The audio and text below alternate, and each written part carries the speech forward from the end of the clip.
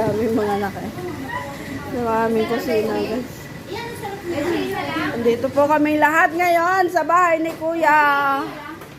Ayan guys, ay ang ganda ng aming aming lababo guys. Ay.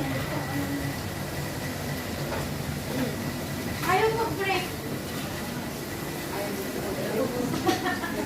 Ngayon po yung araw ng mga itim. Mag-itim din ako.